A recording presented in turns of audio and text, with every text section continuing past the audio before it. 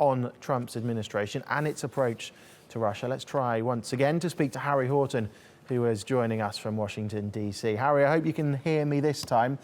Just give us some details then of what Mattis and Pompeo had to say at their congressional hearings.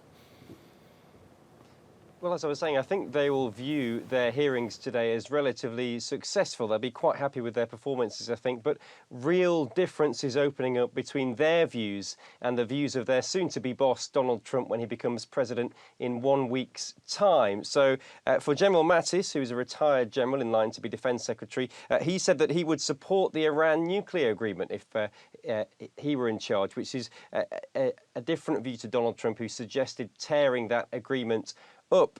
He also said that he viewed Moscow as one of the top threats to NATO, which is a very different position to the one that Donald Trump holds. For Mike Pompeo, who would be CIA director, he said that the CIA would continue to investigate those allegations of Russian hacking into the US election. And he also accused Russia of doing nearly nothing in the fight against Daesh. And of course, Donald Trump has suggested that the United States might team up with Russia to help try and fight Daesh in Syria. So very different positions opening up there. Harry, you obviously watch politics in Washington quite closely. Do you get the feeling that this is a good cop, bad cop approach to certain issues, or there are fundamental policy divisions opening up here?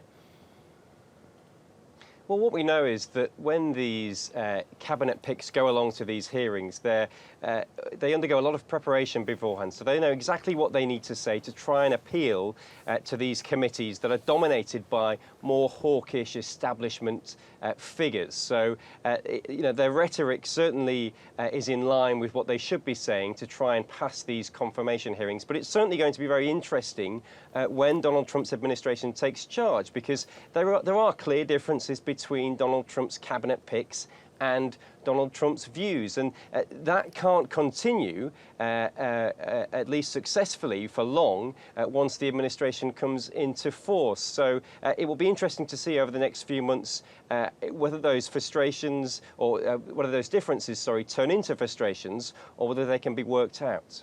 And Harry, can you just briefly tell us exactly what these confirmation hearings are, and is there any suggestion that any of these cabinet picks might not pass their hearings?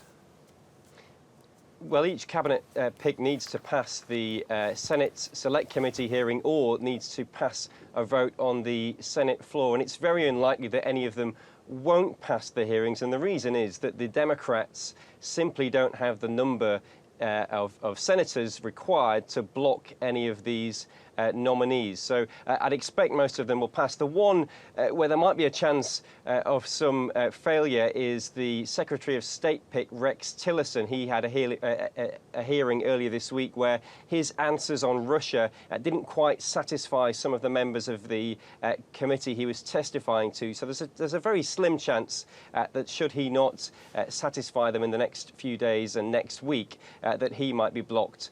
But I think it's highly unlikely that any of Donald Trump's cabinet picks will be blocked by the Senate. OK, Harry, thank you.